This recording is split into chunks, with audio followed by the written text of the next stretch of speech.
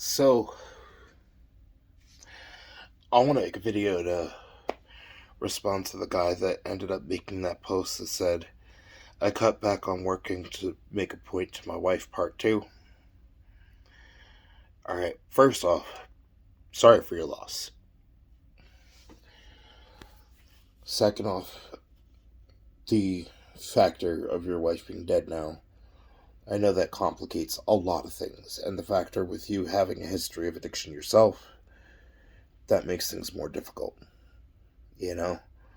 And I know the reason for these forums are to take personal lived experience and circumstances and to try to help somebody else out with them. Alright? So, the factor of people expecting you to have more bearing on things that are completely out of your control. It's not something people can't understand your lived experience unless they've experienced something similar, and the most that they could do in that circumstance is empathize, you know?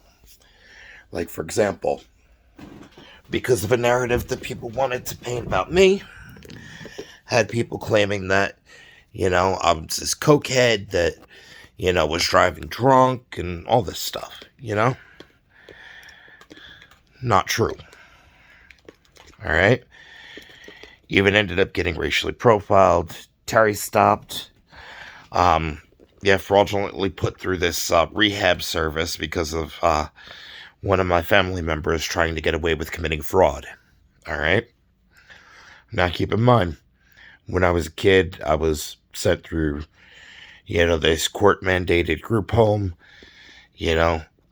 ultimately, trying to, show how wrong stealing is, because of the fact that I ended up shoplifting when I was a teenager. Alright?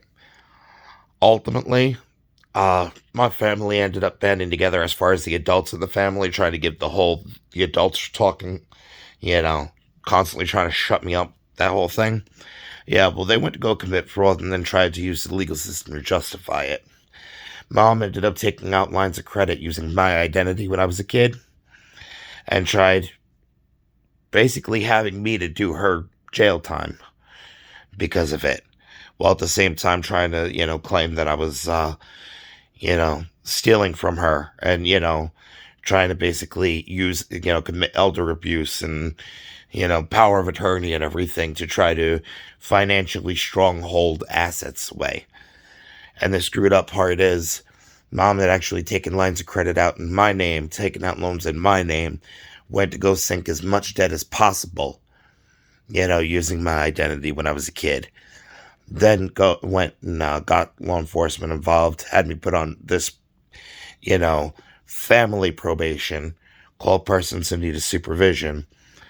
Well, at the same time, with these predatory levels of interest, wanted to go ahead and just have me sunk. So that way I was financially, completely and utterly under her control because of the fact of her being pissed off that I properly identified her or identified myself as the product of two fuck-ups that's trying to get it right. Now keep in mind, what did my mom end up going ahead and using that money towards? Well, she would invest into get-rich-quick schemes. Mary Kay, Yankee Candle, all that.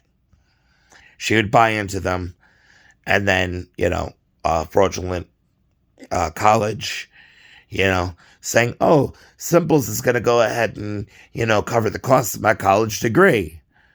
Oh, they won't transfer my credits over and everything, and I was just, a semester short of being able to get my associate's degree.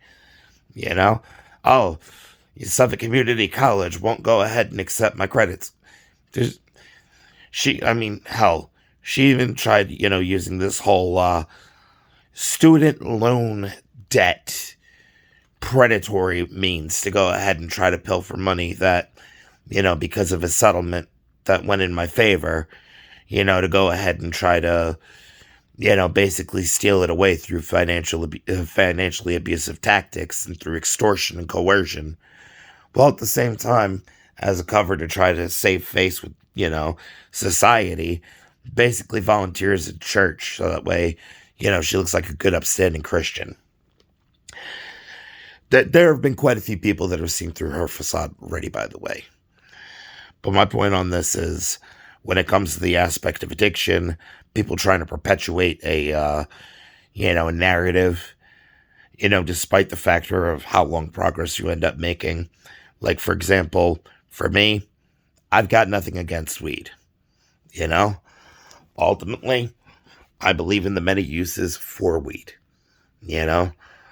Ultimately, when I had an issue, as long ago as it was that I'd actively been in addiction, my issue was pills, you know? And a lot of the times people would go ahead and at the time undermine it because of the factor they would view it, you know, oh, you ended up going ahead and, having an issue with pain pills because, you know, uh, that's not an addiction. Pretty much looking at it as the same way as people would end up looking at weed.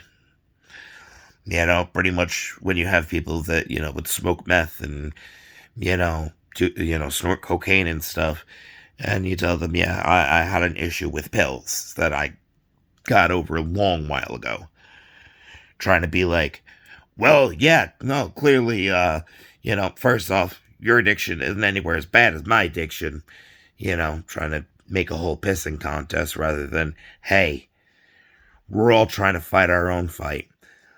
And then somebody else, and then other people trying to assume that because I was with somebody that ended up, getting deep in their addiction, automatically assume that with them getting deep in their addiction, that automatically that was the circumstance for me.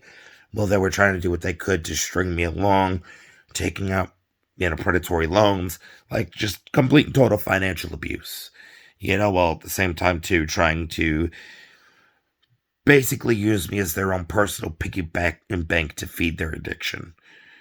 And I couldn't, you know. Ultimately, the point that I had actually managed to get it right when it came to the whole Vicodin factor was now 9 years ago. At the point it was when, my former stepson first came into my life. Because I didn't want to set the example of having to see me in active addiction, while at the same time still having to deal with me trying to get as far away from, the people that would trigger me to potentially relapse, i.e. the people in this household. Yeah. Well, they would try to keep the narrative alive of, shit that I ended up doing years ago. And it's like, listen, you need to stop that petty defamatory bullshit. Especially because at this point, I've even went for whatever drug test you've asked for and everything. And when you tried to go speaking up to the court and they ended up seeing a clean drug test, they ended up saying you need to stop claiming that they're doing, federally illicit substances.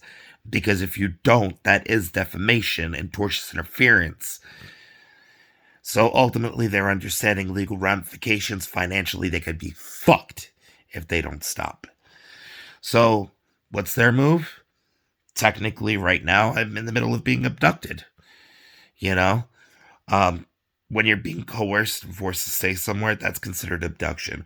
While at the same time, too, just today I was told, if I get a car before finding a place, because keep in mind, too, my eviction record got fucked because of my mom thinking it was a good idea to go through the courts and, have me evicted from my home that I grew up in, at a young age, which ultimately made it seem like I was a bad fucking tenant, leaving me at the mercy of a whole bunch of slumlords who did everything that they could to prevent from, actually living up to health code, and trying to cover up the health code violations that they were actively engaging in.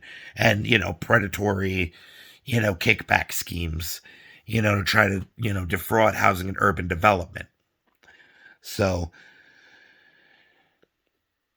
Understand, it's going to be difficult regardless. All right. The factor that, you had to deal with active addiction years ago.